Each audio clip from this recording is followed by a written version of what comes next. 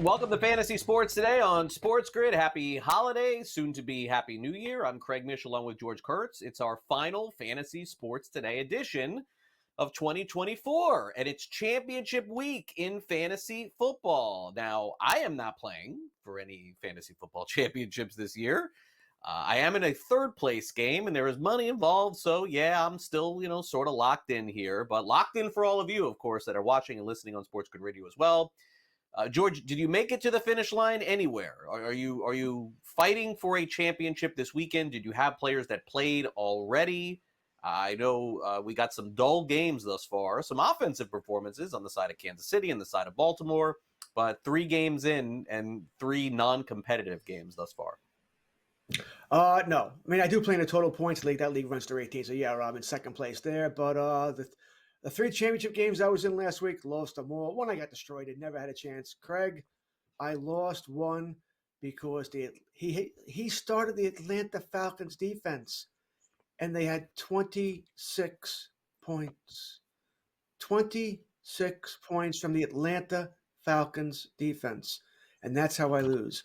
The other ones, when I told you about the one I was the team that was a stacked team. I knew I would lose, but I gave it a good fight, man. My team gave it the good fight. I was actually ahead at one point until I think Baker Mayfield on Sunday night, whatever he played. He cleaned me out there. But the one that hurts is definitely the Atlanta. I lost because the Atlanta Falcons. Drew Lock threw 2 pick sixes. Thanks, Drew.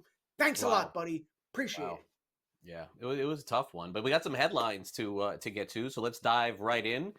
And start off with the big news, I think, besides championship week, which is, and George, I want you to expand on this one, CeeDee Lamb and what his future holds in Dallas. I mean, naturally gets a big contract and everything, but it was a tough year for him, and they shut him down. Not going to play this week, not going to play next week as well. Of course, the Chiefs and Ravens had no problem shutting down their respective teams on Christmas Day on Netflix. That was definitely fun to watch.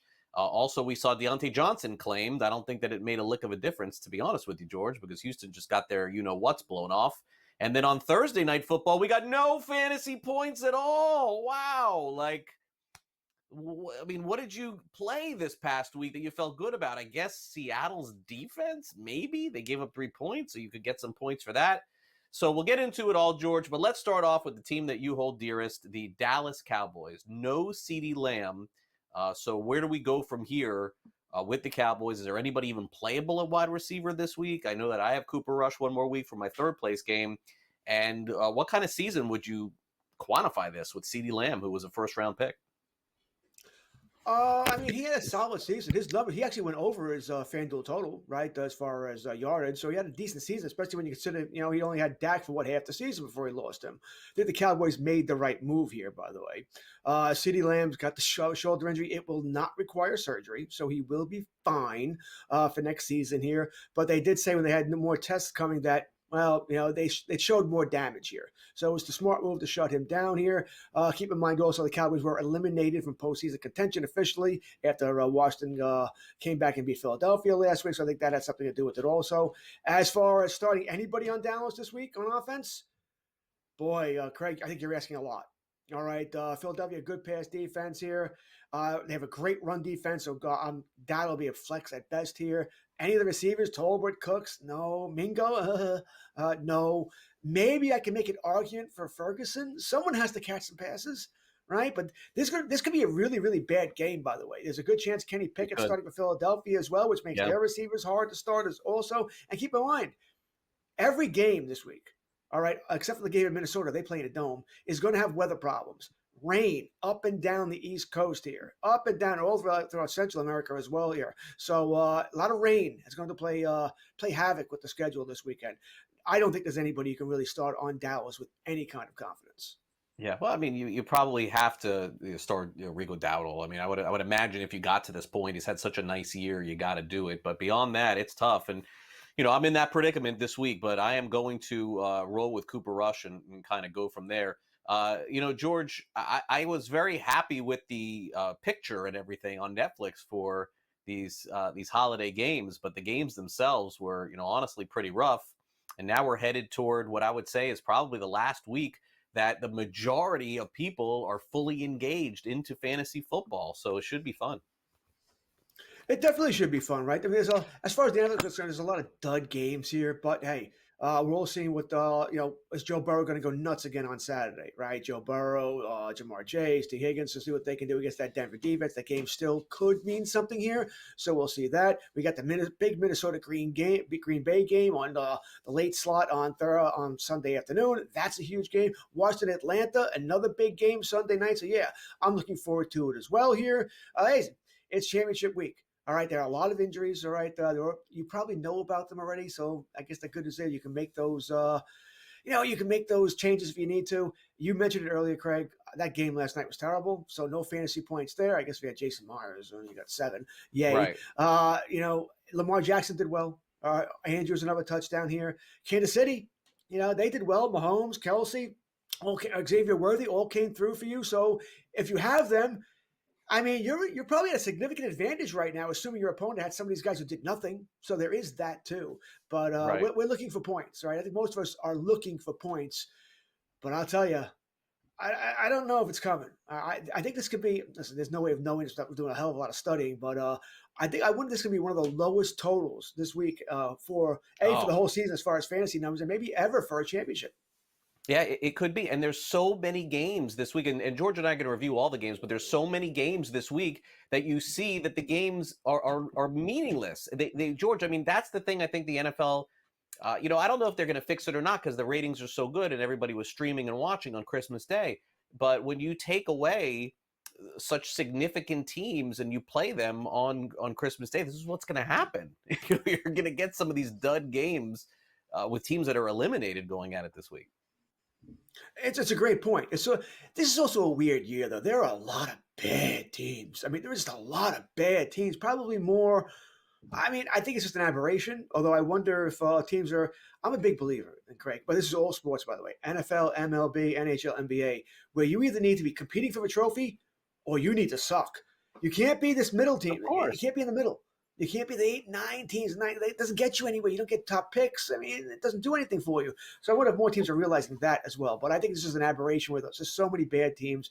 I don't know how the NFL fixes that. You're right about, listen, I like the Christmas Day games. I like the holiday games. Right? I thought they were good. Football fans, we all watched Yeah. it. Listen, you can't blame the NFL. They gave you what should have been good games. Pittsburgh, Kansas City should have been a good game. Baltimore, Houston should have been a good game. 4 playoff teams. Can't complain about that. They just ended up being duds. All right. Would I have changed Chicago, Seattle? Maybe, but Chicago major is a draw there. Green Bay, New Orleans, Monday night. You want to include that for this week? That was another terrible one. It was a rough week. But it was. Yeah, I think that's the bottom line. It's a rough week. We move on. Yeah, and the game Saturday on paper coming up don't look great. I mean, that's just the reality of what we're doing here. But with so many games being played and the NFL completely changing the way that they do things, we just sort of have to adjust too. I was, last night, my son was like, "Is this the only game on Thursday night?"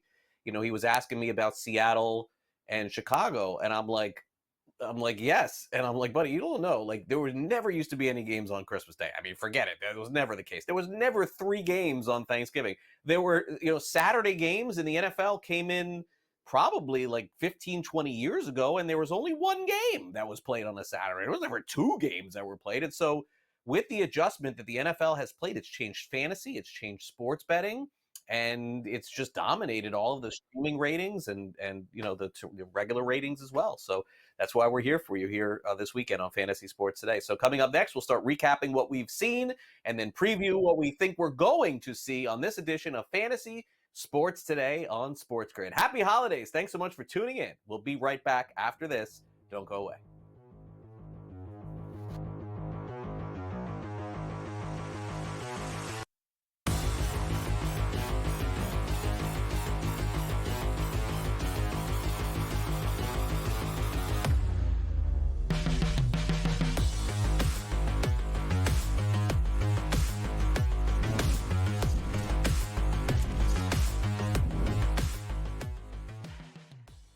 As the candles flicker, a new tradition shines. 8 nights of Hanukkah, 8 nights of winning insights. But they may come out slow, so you might be able to get a better number. Wow, they're favored. With SportsGrid, every night is another chance to win. No pick sixes today, they cover. So let's crunch it up. Let's make it happen. Let's give you our favorite props. Let your Hanukkah winnings brighten your celebrations. Happy Hanukkah from all of us at SportsGrid. How do you find some of this great talent that you've brought in, who are still early in their career, might not have a ton of tape on them yet? I've been around this business, man, for almost 20 years. So a lot of these guys will tell you that I popped into a lot of gyms, sparred, or just worked on the side, or, kind of worked out, just watching. I've always loved this sport, man. I think it's the greatest. And we want to continue to put on the next up-and-coming superstars. We know we got them. Only on SportsGrid. Anyone that's been to a sporting event, the atmosphere before a game, I think Game Time Decisions has that same exact atmosphere. This is our arena. This is what we do. There is going to be an energy to Game Time Decisions that you will feel night in and night out. The excitement you get when you lock your bets in, when you're figuring out what you want to do, we can zone in on the biggest games each night. I want this to be the place that people come to before the games start so they feel as ready as possible to lock in their cards. We are going to hit every single one of those markets that you need to know about. We're gonna go through every single thing, and I've got a great team behind me that's gonna help me get the job done. There is not gonna be a better place, I promise you, than Game Time Decisions to get that new information, react to it, and be able to then bet accordingly. We will have everything at our disposal, and we will use that to our advantage. I'm Kevin Walsh. Tune into Game Time Decisions from 6 to 8 p.m. Eastern on SportsGrid.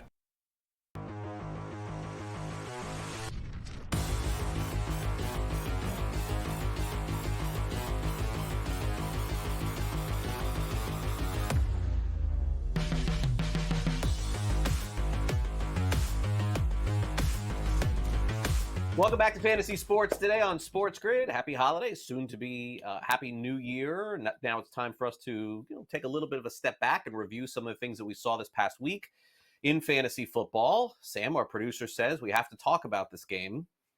So I guess we do. Seattle beat Chicago 6-3. Was this the lowest points in a game all season? It had to be, right? Like there has not been less than 9 points in a game. So did we get the first shutout of the season on Monday and the least points of the season on Thursday? So from a fantasy perspective, George, the only good news from this is if you got to the championship, very unlikely that you were relying on more than one player on both sides. Like if you were playing for the championship and you had DK Metcalf and DeAndre Swift in this one, I'm sorry. I don't know how you got to this point. Maybe you had Josh Allen and Jonathan Taylor last week, because this was not the worst game of the season because it was close, but it was the worst offensive game of the season. And from a fantasy perspective, a big L pretty much across the board on both sides. Seattle's defense, maybe you're okay with that. But beyond that, as I look through the stats here, I guess DJ Moore, if you played him as your third wide receiver, you got yourself almost 12 fantasy points. That's the star of the game. And he made a catch at the end of the game, by the way, to get you those 12 points. So, we'll go through it here, but it's a tale of two teams here. Seattle's competitive again. And I was shocked when I was hosting my show on Friday, George, when I realized that the Bears had lost 10 games in a row. That's usually reserved for the worst team in the NFL. That team resides where I am, New York Giants. I think, listen, I'll be the negative person here. The two players who I think really going to cost fantasy owners this weekend would be one, Jackson Smith-Njigba. All right, he had a fantastic second half. Right, he might have led a lot of teams to where they are now. All right, or where they in the championship game here. He ends up with 3 for 32. Right, that didn't get it done here. And hey, if you had Kenneth Walker and you backed him up with Zach Charbonnet, you were probably thrilled about this matchup, Greg. All right, Chicago couldn't stop you or I running the ball. And Charbonnet was 15-57, it's not awful. Caught a couple of passes, 2 or 3 for 19. But we expected so much more. I know me personally, I had money on his over rushing prop. I had money on him at anytime touchdown. Those were 2 L's. A lot of L's last night here. So very disappointing game here. It also rained last night, something I can't say that is going to continue here. But what comes to me when I think about this game, remember Matt Eberflus. One of the reasons why he was fired after the Thanksgiving Day game was the clock management at the end of the game was what the hell? Well, who's the coach of Chicago Bears now? Thomas Brown. He was like, Brown. hold my beer. All right. I mean, they called 3 timeouts, Craig, with the clock stopped. I know. It was already stopped. And he tried to, and just like he tried to defend it this morning. Oh, well, I knew what I was doing. I just changed my mind. What? You know, and by the way, if you did change your mind and you were part of those play calls at the end, listen, you probably didn't have a chance of holding on to a job or getting another head coaching job anyway, but it was awful. It was just awful. Craig, what do these coaches think? What is going on here? And then, the big news this week as well is, where will Ben Johnson go? The OC for the Detroit Lions. Right. Going to be one of the top guys. And people are pointing to Chicago. I don't think he goes there for a couple of reasons. One, I don't know if he wants to go in division. I just don't know. And two is, this team's a couple of years away. Do you really want to try and battle Detroit, Green Bay, Minnesota? Not sure any of those teams are going anywhere where they're not going to be good for the next couple of years. And you want to try and raise Chicago to that level? Even if Caleb is the guy, and I sort of think he might be, although with the offensive line, he was running for his life. I couldn't tell. So maybe he's the guy, maybe he's not. Adunze seems to be maybe. There's a lot of work that needs to be done with Chicago. I think if I'm Ben Johnson, I'm looking for a better opportunity or something that's just a little bit more stable. And like I said, I think to me, I don't want to be in the NFC North. I don't want to fight with Detroit, who's not going anywhere. All right. Well, Green Bay, they never go anywhere. All right. And even Minnesota, I mean, we can talk about Sam Darnold later, what they're going to do with him, keep him, let him go, McCarthy, and all that jazz. But I think if I'm Ben Johnson, I'm looking for another, maybe a better, or I just want to get out of the NFC North. I don't want to do that battle. Right. I mean, look, there's a lot of reported dysfunction with the Jets, but very clearly the Giants and Jets are premium jobs in sports, not just the NFL.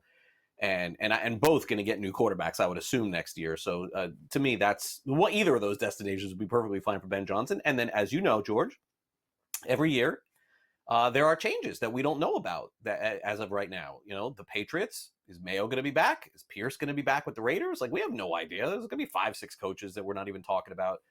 Toward the end of the year gone, there'll be a lot of openings as they already are. Okay, so from Seattle's perspective, let's just hit the offense real quick. And we could do it quick because it wasn't a lot. Geno Smith, a complete bust, 2 quarterback leagues, throw-up time. 160 passing yards for Geno Smith and no touchdowns. Worst game of the season for Geno Smith except for the one he got hurt in.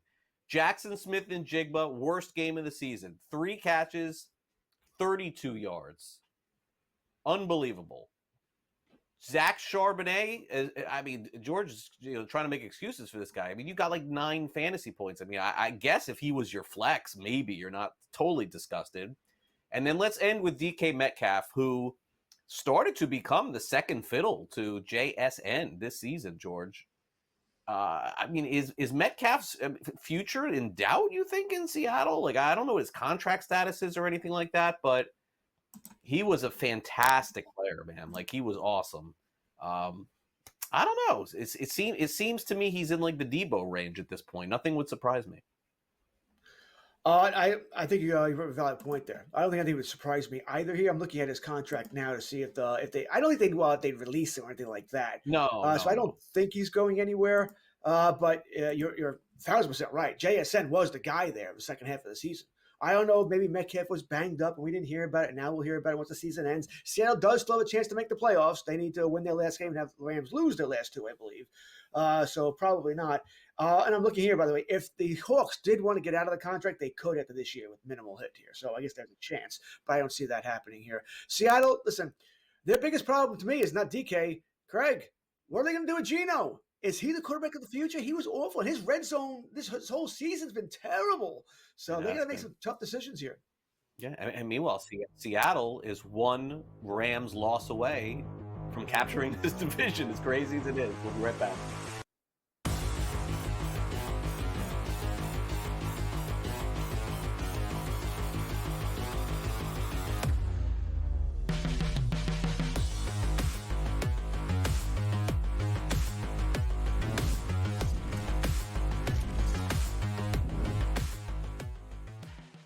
As the candles flicker, a new tradition shines. 8 nights of Hanukkah, 8 nights of winning insights. They may come out slow, so you might be able to get a better number. Wow, they're favored. With SportsGrid, every night is another chance to win. No pick sixes today, they cover. So let's crunch it up. Let's make it happen. Let's give you our favorite props. Let your Hanukkah winnings brighten your celebrations. Happy Hanukkah from all of us at SportsGrid. Two guys that can do it all. Too much electricity this morning. This is a good time. We're having a lot of fun. I had to do a triple take. Ka-ching! Why? Because of parity. I didn't mean to offend. Yeah, it's not going to happen. Load management is a dirty word. Let him rip. You know what? Circumstances provide the results. What? How do you do this once? Oh, Donnie, you got such a good show there. A network that is booming. The Early Line, only on SportsGrid. Right here with you on Pro Football Today on SportsGrid. Odds in motion, trying to see what lines have moved throughout the week. Never felt more comfortable in this set than I do for this year. I'm ready. I'm just getting angry. The hot takes are going to be here all long, people. You don't want them to go 13-0 and then lose the first round of the playoffs. Red. This is their last shot. They don't really have anywhere else to go yet. Hot take. By the time I hit, I guess what, Route 33 up here, that ticket's cashing. Only on SportsGrid. In the heart of winter, when nights grow long, we come together under these lights. A team, united by purpose. Fans bound by passion.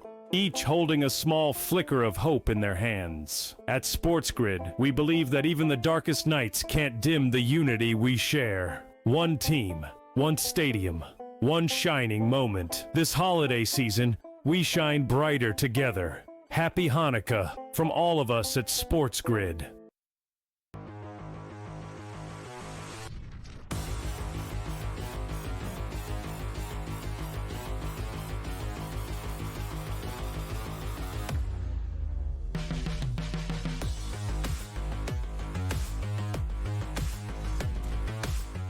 Welcome back to Fantasy Sports Today on SportsGrid. We talked about last week, George and I, there really wasn't a player down the stretch in the fantasy football playoffs that was picked off the waiver wire that was some league winner this year. It just didn't happen. Normally every year it does. We find somebody, you plug them in, and they end up helping you and winning. George, it really didn't happen. So, I mean, I guess if you have to hit the waiver wire in championship week, or if you're playing for a third-place game, there are some options out there. We'll start with the Chargers. Pretty murky situation at running back. There's a chance that they don't have any of their starters because Gus Edwards is out. And as we're doing the show right now, we're not really positive on J.K. Dobbins. He's trending in the right direction. But this could finally be the Kamani Vidal game. But we've done this, I don't know, at least 4 times this season, George. And it never has happened. 17% owned. You got to have bigger you-know-whats than me to pick up this guy and start him this week. I can't do it. You'd have to be pretty desperate because once again, you're talking a championship game here. What could have happened, that you're going to do this? All right. Who do you have starting ahead of them? That being said, I mean, yeah, theoretically, the matchup's there. I mean, Gus Edwards is out, got the ankle injury. J.K. Dobbins is listed as questionable. They'll have to make that decision shortly if he's going to play. We just don't know. Right, the game starts. I guess the better question would be this, Greg: if J.K. Dobbins plays, would you start him? No way. Right? I mean, no chance. Right. They're gonna because let's just say for giggles that Dobbins plays here. Well, they're both gonna get carries. They're gonna cancel each other out. Who's gonna be the goal line guy? I assume that would be Dobbins. That's important. All right, but we just don't know here. So no. Listen. I like Vidal. I think he does have a future. I did pick him up in a league, but I picked him up weeks ago, and I'm not starting him this week. I'm not, but he's there.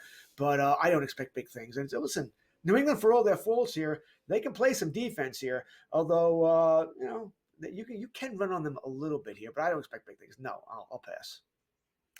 All right, so running back's another scenario. I picked up Patrick Taylor last week. That certainly didn't work out. 49ers are completely cooked. There's some discussion of James Conner's health going into the game on Saturday. Michael Carter is an option for them. I kind of like their rookie running back a little bit better than I like Carter.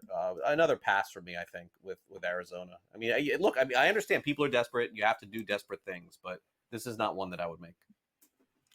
Yeah, we were told that Connor's trending in the right direction, right? So I think he's going to play. Maybe not his full complement of snaps. Once again, we are week 17. They're eliminated. They don't have anything to play for, but I think Connor plays. I think Arizona would like to do the misery loves company thing. Our season's over. Let's see if we take the Rams down with us here. So I think he plays here. Plus, I think you mentioned, I guess the backup, Trey Benson, also looks like he's going to play or could play. So that's going to relegate Carter to, I mean, what are you hoping for? You hope that at least one of these guys doesn't play or gets hurt in the game again. No. I can't see how this would make any sense where you need this guy. Now, how many running backs are you starting here? You really have to put one in your flex? Because I can't see him being anywhere near your top 2.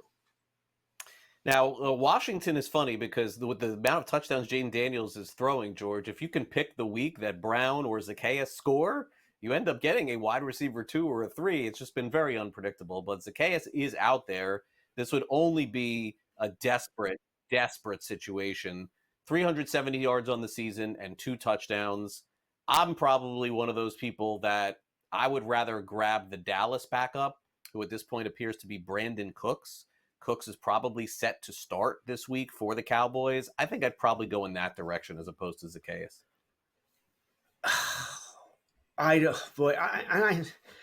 think it depends on what you're looking for here. I think once again, let's just say the 2 guys you're mentioning here. If you go with Cooks, you're sort of playing it safe. You get your 6 to 8 points. It's all I expect from him. I mean, maybe you get lucky. Do you want to roll the dice? Do you want to gamble here? Washington has a great matchup at home against Atlanta. No secondary team, right? This team's bad on defense. Penix, I don't think is going to be able to keep the Washington offense off the field. It'll be a heavy Bijan Robinson game, I expect. I am kind of leaning towards, you know what? If you're going down this route where you need somebody, listen, if I had Mahomes and Kelsey, I already got a ton of points here on going in. All right, I'm probably going to play it safe with Cooks. But if I'm the opposite and I'm playing against those guys, I'm rolling it with Z. Craig. Let's see what can happen. I need to make up points here. I'm going to roll it with Z. I do love the matchup. Yeah, and Daniels has been just phenomenal pretty much all season long. All right, finally, Jacksonville's Parker Washington has come on a little bit at the end of the season here. I mean, it's more of the Brian Thomas show at this point. He's found a really good connection with Mac Jones. Good matchup, though, for Washington this week, too. Just say no, right? The old Nancy Reagan thing. Just say no. No, I'm not going Parker Washington. And by the way, kudos for Mac Jones and Brian Thomas. Brian Thomas also looks like the number 1 receiver out of this class, right? Had a fantastic with Mac Jones. Unbelievable. Our first Nancy Reagan reference on fantasy sports today. I'm old. We got it done.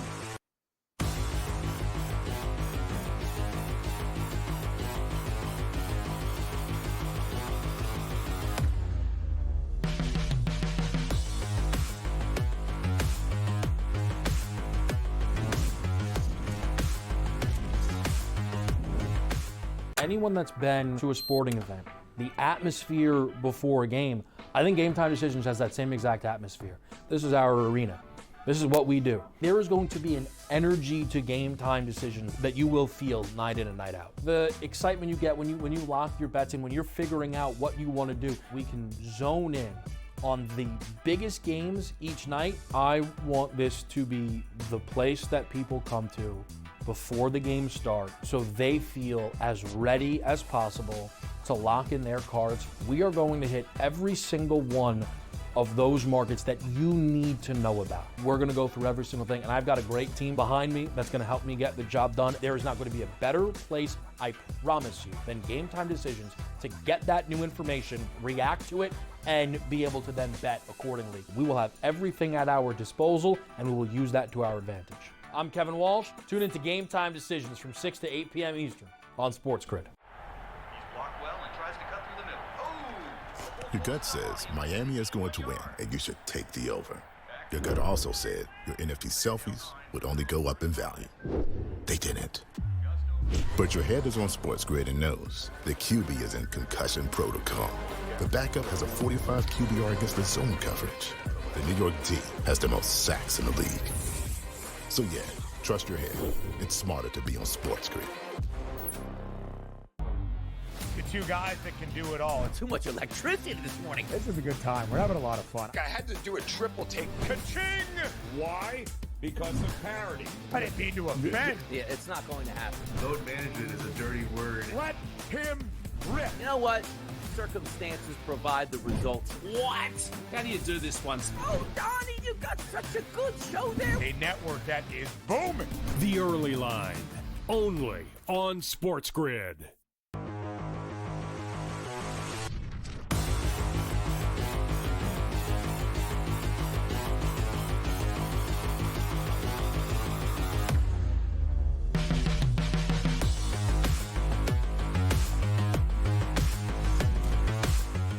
And welcome back to Fantasy Sports Today here on SportsGrid. I'm Craig Mish along with George Kurtz. The rookies in fantasy continue to deliver at the quarterback position this year. Makes you think, hey, I wonder what Cam Ward and Shedeur Sanders are going to do for us coming into the next fantasy football season. But George, the one that does seem to shine above the rest, especially, I think he stamped home his ticket to the Rookie of the Year. If there was any debate between he and Bo Nix going into last week, there's none now. Jaden Daniels is the Rookie of the Year in the National Football League on the offensive side. 28 touchdowns, 8 interceptions, 737 rushing yards. He did this all as a rookie. I was so impressed, George, with him this year in his first year on a team that's been like, we talk about the Bears a little bit. How bad has Washington been, George, for so long? Just like Chicago. The same thing every year. Washington, what are they, 5-11 or 12? Not so much this year. They're going to be in the playoffs. I think they got a chance to do some damage too. And I think going into next fantasy football season, I don't think Daniels is the number one quarterback in fantasy. I don't think that. But he's going to be in the top 3 or 4 without a doubt. All I can say is, as a Cowboy fan, this is depressing. Washington finally got their guy, right? They've got a franchise guy. All right, I agree with everything you said. I might push back on the top 3 or 4 quarterbacks next year. Hurts, Lamar Jackson, Allen, probably have Burrow ahead of him as well, but that's just, once again, 5. So no one's going to complain about that, but they've got their guy. And think about it, Craig. I assume they'll get a better second receiver next year. Yeah, why not?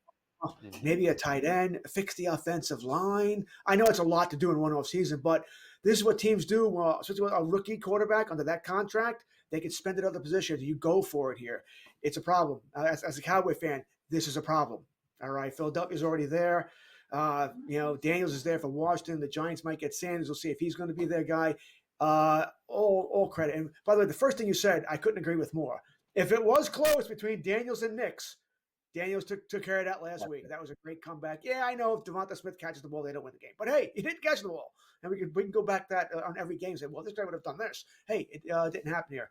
Great. That run he made on 4th and whatever it was, he was gliding. He's like, oh, he's going to get tackled. And he just gets the first. Like, wow, that was impressive. Great game from Jaden Daniels. He is the guy. And looks like Denver found theirs too. And in fantasy, in a dynasty league, you're feeling really good about Bo Nix. He's been great. There was a lot of debate as to whether or not Bo Nix was going to be good or not. And as the season went on, he got stronger. 26 touchdowns. The interceptions started to pop up a little bit more at the end of the year. He now has 11 on the season. But he also rushed for 352 yards, 3,000 passing yards. So if I said that Jaden Daniels is a top 3 or top 5 quarterback next year, I think it's fair to say, George, again, we can kind of go through it, but Bo Nix is a QB1 in fantasy next year. I believe he's a top 12 guy. If you're going 12, I don't think he has a chance of being a QB1. 10, I don't think he's a QB1. I just don't. There's too many good quarterbacks there. But then again, we're saying this now. You tell me Denver's going to get another wide receiver next year, which I think, once again, they will. You want to build around the young quarterback, get a top tight end, a better running game. There's a lot that needs to go into it for Denver. I could definitely change my mind here. But, where's Mahomes going to go here? There's too many goals. He's going to be in that range. Sure. Not yet. But he's 15-1. Not good enough. Oh, come on, 1 year. No. Listen, Mahomes will be there. I just wouldn't put him in yet. By the way, if you're season long, you know that Craig wants to put him in now. I am a very tough Hall of Fame grader. I am the first person to admit that. I would take people out. I don't think Terrell Davis should be in the Hall of Fame, by the way. So he had 2 good seasons. They were great seasons, but that's all he had. Longevity means something. So that's just my argument there. But Mahomes will be in the Hall of Fame, by the way. Tangent. The tangent. I think you're wrong. I don't. We could do this exercise real quick. I don't think you could give me 10 quarterbacks that you'd take over Bo Nix. We know 5 for sure. You got 5 more in your back pocket? Oh, I think it'd be very close. I would take Baker Mayfield. Pretty Dak Prescott. I think it's debatable. I don't think either one's all that debatable. These guys are throwing quarterbacks on better teams, so I don't think either one's all that debatable for me here. It's debatable. Tua is going to be debatable. I don't know what's going on with Tyreek Hill. You would definitely take Bo Nix over Tua. Stop it. I mean, Tua gets no love. I don't know if I would. It's not say about that. definitely. You wouldn't do it, George. If both are available on the board in the 7th round, you're gonna take Bo Nix over Tua. In a one quarterback league, I'm not drafting a quarterback around 7. Stroud is a no. Anthony Richardson, probably not. Lawrence, no. Herbert's probably a yes. Vegas, no. Boy, the way you look, Goff is a yes. I know the next guy we're going to talk about, by the way, is J.J. McCarthy. Where Sam Darnold ends up is going to be a big part of that. Well, McCarthy, Sam Darnold. I think what this exercise has proven that Nix is a borderline top 12 guy. Very borderline. I can agree with that. He could be there. McCarthy. Carr? Joke. McCarthy, I don't even know if we're going to see next year. I'm not even sure what Minnesota is going to do here. I guess here's what I would guess. I would guess McCarthy has a 90% chance to start next year. And the reason I say 90% is because I'm not a believer the Vikings are going far in the playoffs. But George, if they get to the Super Bowl or win it, Sam Darnold is going to start for the Vikings again next year. I think that is where I draw the line there with the Vikings. If they get to the Super Bowl or win it, I mean, how do you not play him? It's funny. I think I had this conversation. I think it was with Joe Lisi. Just what you're talking about. We were drawing the line. Exactly. Where does Darnold have to go? And I didn't say Super Bowl. I think he's got to go to the NFC Championship. Because, Craig, that will mean he's won 2 playoff games. All right. Then right now, looking at Minnesota would play Atlanta first round. Okay. Anybody beats Atlanta. But the second round, he's going to have to beat probably a Green Bay-ish type team or maybe Philadelphia. Yeah. That's it. And if he does that, if he just does it to get to the championship game, I mean, I think the better question is, what does Minnesota do? Do you hand them a big contract? 5 years, $200 million, or do you franchise it to give yourself another year?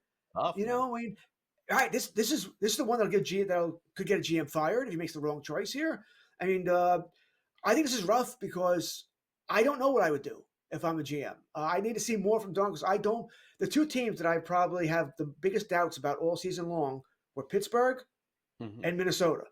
Good teams, but that I just don't trust here. Pittsburgh's playing down to that now. Minnesota's been playing up. Maybe they win on Sunday. That's another feather in his cap, by the way, to beat Green Bay in a really important game. And what if they beat Detroit? What if they don't lose again until the championship game? Which means they will have won Sunday, beat Detroit next week, and they win the division. Right. I mean, wow, it's all there for Sam Darnold. It's all there for Sam Darnold for the taking.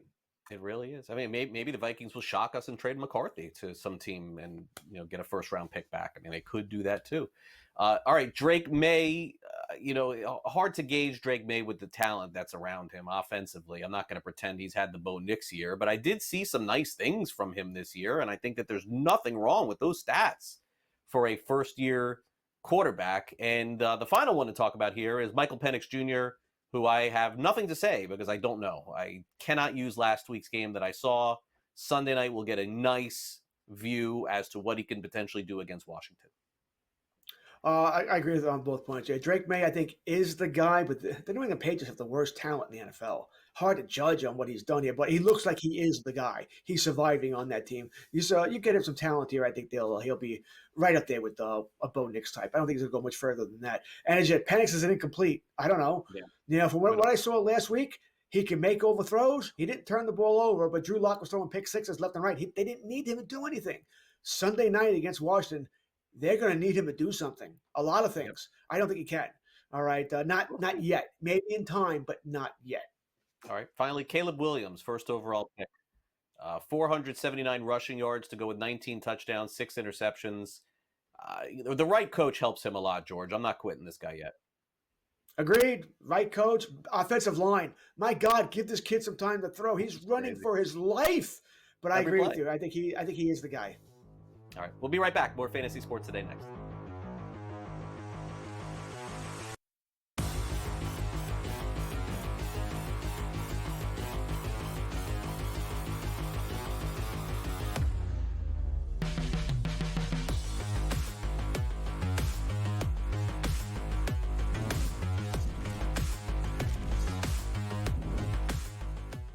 In the heart of winter, when nights grow long, we come together under these lights. A team, united by purpose. Fans bound by passion. each holding a small flicker of hope in their hands. At SportsGrid, we believe that even the darkest nights can't dim the unity we share. One team, one stadium, one shining moment. This holiday season, we shine brighter together. Happy Hanukkah from all of us at SportsGrid. The two guys that can do it all. Too much electricity this morning. This is a good time. We're having a lot of fun. I had to do a triple take. Ka-ching! Why? Because of parity. I didn't mean to offend. Yeah, it's not going to happen. Load management is a dirty word. Let him rip. You know what? Circumstances provide the results. What? How do you do this once? Oh, Donnie, you got such a good show there. A network that is booming. The Early Line, only on SportsGrid. Blocked well and tries to cut through the middle. Oh! Your gut says Miami is going to win, and you should take the over. Your gut also said your NFT selfies would only go up in value. They didn't. But your head is on SportsGrid and knows the QB is in concussion protocol. The backup has a 45 QBR against the zone coverage. The New York D has the most sacks in the league. So yeah, trust your head. It's smarter to be on SportsGrid.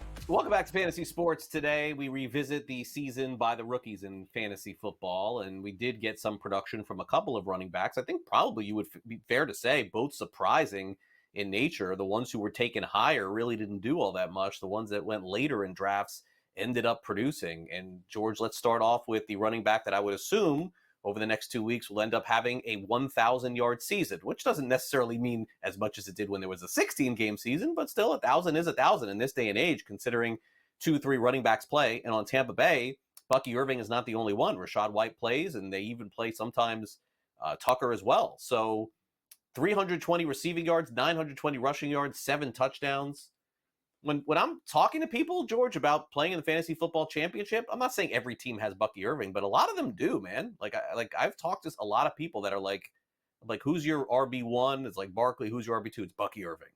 And I think that he wasn't a league winner, so to speak, but he was a great fantasy football pick this season. Oh, agreed. Right. I mean, maybe if somebody got there on the waiver wire at some point, right? Depending on how deep your league is and how knowledgeable. We were all big on White because, White coming into the year we liked, but if you looked at the stats, he was a counting guy because he got all the touches last year. So he was that guy. So he got all the touches, he got all the yards. So we knew there could be a problem here. Bucky Irving's been fantastic. There'll be more about him later in the show as well here. Shocking gets over 1,000 yards on the season this weekend. So I think he has been that guy that got himself a nice couple of running backs there for Tampa Bay. One little... I guess another pet peeve of mine is that we still use 1,000 as the benchmark. You sort of hinted at it there. All right. I mean, we used 1,000 when it was a 14-game season back in the 70s. Then went to 16, we still 1,000. Now it's 17, still 1,000. Folks, that's 58 yards a game. All right. We should, in my mind, we should have took 1,200 yards, really, the new benchmark. But we like our nice even numbers, which is 1,000. Okay, George. Nice little tidbit there at the end. Okay, Tyrone Tracy was not supposed to play at all for the Giants. Great dynasty rookie pick now at this point.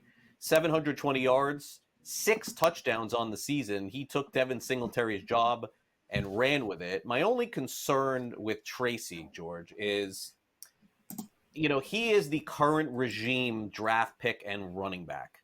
And sometimes when this happens, like when James Robinson was with Jacksonville, sort of reminds me of that a little bit. I don't know how good this player is. I know Singletary is not going to be back with them next season. I would assume Tracy is. I just don't know which way the Giants are headed. Can't dismiss the kind of season he had this year, but I'm not nearly as optimistic on him than I am, for example, Benson on Arizona. Like, I think he's got a long-term future here. Do you think Tracy has a long-term future with the Giants? I mean, you bring up an interesting point. What will the Giants do in the offseason? Because we do see this new regime comes in. He's not my draft pick. I think he's with the team next year. Long-term, I don't know. I mean, you look at those numbers. He didn't start from week one, right? Those are good, solid numbers for a guy who didn't start from week one. And we know the Giants' offensive line is putrid. All right, it's terrible. They're trailing in a lot of games, so he's not getting a lot of run. I mean, the first half you run, second half, that's all they have to throw the ball because they're down 3 touchdowns. All right, so that doesn't help his numbers either. I think he is their running back through the first contract. All right, so was that 4 years? So 3 more years, I'll give you that. After that, do I think they might move on? Sure. Can I ask you a quick question? Because we've been debating this with a couple of people all week here. Some on one side or the other. Will the Giants fire Daboll and Jen? Will they fire who? The coach and head coach. The coach and GM. Daboll and Shen. Yeah, Brian Daboll's getting fired. Will they fire the GM? I don't know. Like, I don't know that relationship there. Like, is he tight with the ownership, with the Maras and all that? Is that something known or not? Go. I don't think it has to. George, it never has to game. do with talent. It's relationships there with those jobs, So they're going to lose every. How long has he been there, Joe Shane? How long has he been there? 3 years, right? That was my guess. So thank you, Sam. I'm gonna say he's fired. How do you sell this to the fan base? I'll say he stays. Yeah, I'll say he stays. It was really embarrassing in the Hard Knocks. I will tell you that. That was really embarrassing.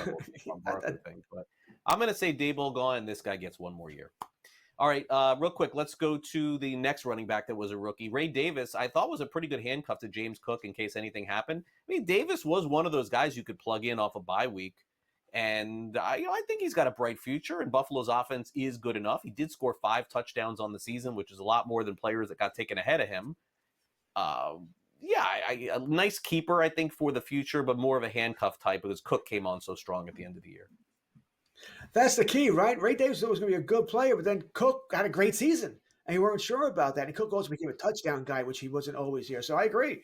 I think Davis was actually a sneaky pick at draft time here, and even a pickup at some point during the season. But James Cook just never slowed down. He's sort of become that RB1 guy. So good for Cook here. Davis still has value here, but not what we thought he'd have. Yeah, and also I would say the same for Braylon Allen with the Jets, who looked much better when Breece Hall was healthy as opposed to not. Backup running back, George, in the NFL for me with Braylon Allen. I don't see much more. He had a chance to play when Hall was out, didn't do much. Isaiah Davis actually looked a little bit better than him. Again, nothing against the player, but I'm not even sure he's a handcuff next year to Breece Hall. Jets are once again another team. Offensive line's bad. Who's going to be their quarterback next year? Who's their coach? And everything else that's going on. The Jets are a complete mess here. Will A-Rod be back? That'd be interesting. So until you see all that, there's not much here. I think your best case scenario for Braylon is that he's the goal line guy. Right? Hall's going to be your number 1 here, but you're hoping that Braylon, because he's a bigger, stronger back, that he'll be the goal line guy, is your best case scenario. Okay, and real quick, not a ton of rookie tight ends to talk about, so we thought we would pick the very best one, and he's probably the best one of anybody we've talked about in the last 10 minutes. Brock Bowers had 137 targets on the season, and it's not even over yet, and that is playing with like 7 different quarterbacks this season. Superstar is Brock Bowers, over 1,000 yards. He only scored 4 touchdowns. George, you and I both know that's bad luck. He's going to have 6 or 7 next year, but Bowers will be the number 1 tight end drafted in fantasy, I think, next season. Oh, I agree. You mentioned 7 different quarterbacks, and they all are terrible. Terrible when he's putting up these numbers. How are defenses allowing him to get open, covering with 10 guys? But he's had a fantastic. He's tight end's a tough position to learn too. Bauer's been fantastic. He's going to be that guy. We might talk about how early do we draft Bowers next year? Yeah, 2nd, 3rd round. Bold predictions coming up next on Fantasy Sports Today.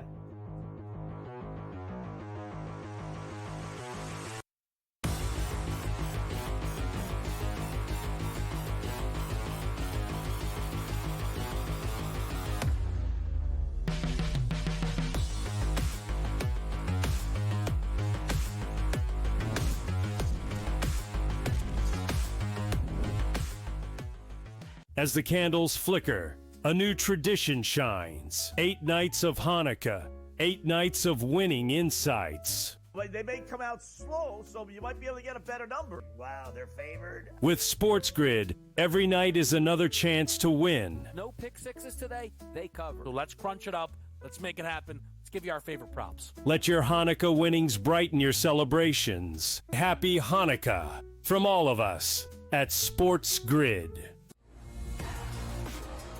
How do you find some of this great talent that you've brought in, who are still early in their career, might not have a ton of tape on them yet? I've been around this business, man, for almost 20 years. So a lot of these guys will tell you that I popped into a lot of gyms, sparred or just worked on the side or, kind of worked out, just watching. I've always loved this sport, man. I think it's the greatest. And we want to continue to put on the next up-and-coming superstars. We know we got them. Only on SportsGrid.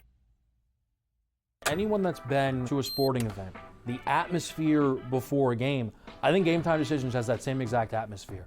This is our arena. This is what we do. There is going to be an energy to Game Time Decisions that you will feel night in and night out. The excitement you get when you lock your bets in, when you're figuring out what you want to do, we can zone in on the biggest games each night. I want this to be the place that people come to before the games start so they feel as ready as possible to lock in their cards. We are going to hit every single one of those markets that you need to know about. We're going to go through every single thing, and I've got a great team behind me that's going to help me get the job done. There is not going to be a better place, I promise you, than Game Time Decisions to get that new information, react to it, and be able to then bet accordingly. We will have everything at our disposal, and we will use that to our advantage. I'm Kevin Walsh. Tune into Game Time Decisions from 6 to 8 p.m. Eastern on SportsGrid.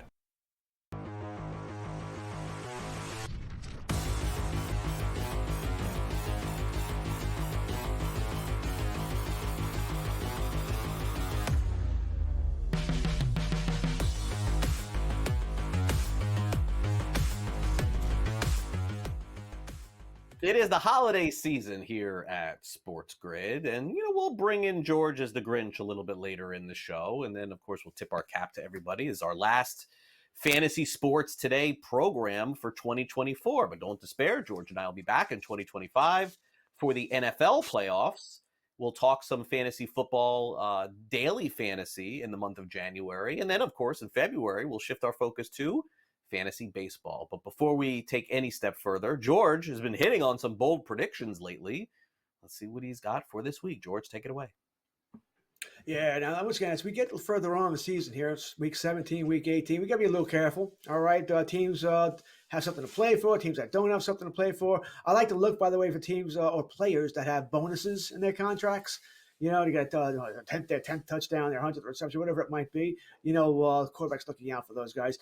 First guy is not that, but Kyron Williams for the Los Angeles Rams, they have something to play for on Saturday night. Once again, they're playing for the division title here, and the Arizona Cardinals just cannot stop the run, and they don't have anything to play for. Right, really as simple as that. Kyron Williams has been that guy all season long anyway. For the most part, he's been a touchdown machine here. I think he gets well over 100 yards here, 2 touchdowns. What we're just hoping for is that Nakua and Kupp, hey, go out at the 1 yard line. I think they'll be successful this weekend as well here, especially Puka Nakua. So we need Nakua. Just go out at the 1. Don't be catching those touchdowns.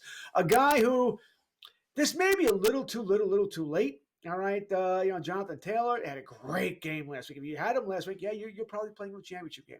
You probably are there, but he was quiet this season. He dropped that ball right before the goal line, costing himself a touchdown, and maybe costing the Indianapolis Colts a playoff berth in week 15 there. So he just hasn't been that guy until last week. Now, it may not be all his fault, right? The quarterback position has been dicey, right, with Richardson and Flacco here. But I think, once again, playing with Giants, a team that they've mailed it in. They're done. They're not going to win a home game this year. And plus, I keep mentioning it's going to be rainy here in New York, maybe even heavy rain.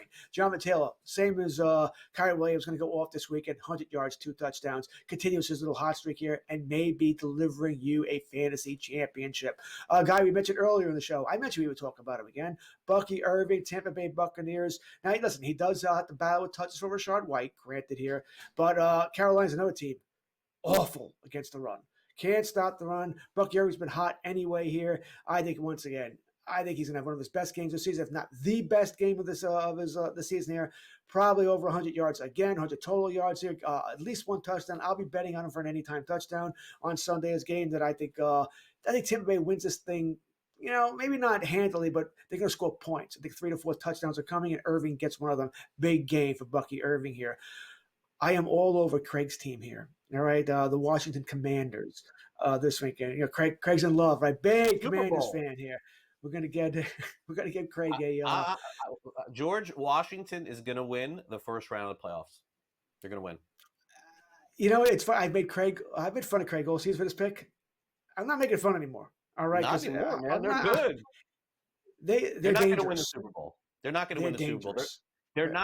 They're not good enough to win like 4 games in a row, but they're definitely good enough to beat anybody any given day. So I think they're going to win their first game. Anyway, go ahead. Sorry. They're probably playing Philadelphia. But anyway, McLaurin, I think he's going to have a great game this weekend. Atlanta can't stop anybody. McLaurin's been hot anyway. He's going to exceed his receiving prop here. I'll give him 8 catches here. Scored twice, over 100 yards. Big game for McLaurin. Once again, especially if Dallas does upset Philadelphia earlier in the afternoon here. Hey, that could be a big game for Washington here. I think they'd like the – I don't think Atlanta's going to do all that much here. Then we go to Monday night game, Jahmyr Gibbs. This team is so dangerous. David Montgomery gets hurt. It's just better. It may be better for them. Gibbs is going to go off. All right, San Fran, they're not going to have Greenlaw. They're shutting him down for the season. They're not very good anyway here. And by the way, what did Detroit do? They blew out the Dallas Cowboys earlier this season. They were still angry about the officials and the linemen reporting and not reporting. So they blew the Cowboys out. Remember, San Fran knocked them out of the playoffs last year, and they probably shouldn't have been. As what does Reynolds catch a couple of balls there? One of them, they probably go, and not San Fran here. I think Detroit wants revenge. I don't think Campbell cares that the game is probably meaningless. He's going to go out there to actually wreck the 49ers here, and Gibbs going to be a big part of that wreckage here. 125 total yards, at least 1 touchdown for Jahmyr Gibbs. You're starting him anyway here, but he's someone definitely to consider in DFS paying up for. All right, George got through it all.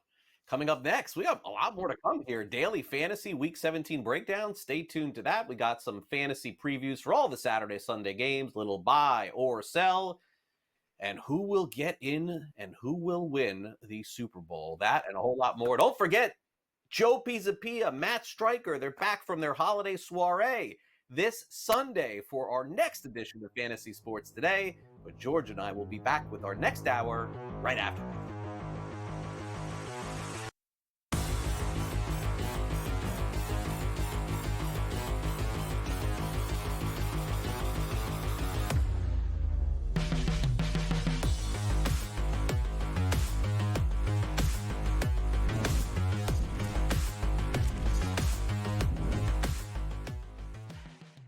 In the heart of winter, when nights grow long, we come together under these lights. A team, united by purpose. Fans bound by passion. Each holding a small flicker of hope in their hands. At SportsGrid, we believe that even the darkest nights can't dim the unity we share. One team, one stadium, one shining moment. This holiday season, we shine brighter together. Happy Hanukkah from all of us at SportsGrid. The 2 guys that can do it all. Too much electricity this morning. This is a good time. We're having a lot of fun. I had to do a triple take. Ka-ching! Why? Because of parity. I didn't mean to offend. Yeah, it's not going to happen. Load management is a dirty word. Let him rip. You know what? Circumstances provide the results. What? How do you do this one? Oh, Donnie, you got such a good show there. A network that is booming. The Early Line, only on SportsGrid. He's blocked well and tries to cut through the middle. Oh! Your gut says Miami is going to win, and you should take the over. Your gut also said your NFT selfies would only go up in value. They didn't. But your head is on SportsGrid and knows the QB is in concussion protocol. The backup has a 45 QBR against the zone coverage. The New York D has the most sacks in the league. So yeah, trust your head. It's smarter to be on SportsGrid.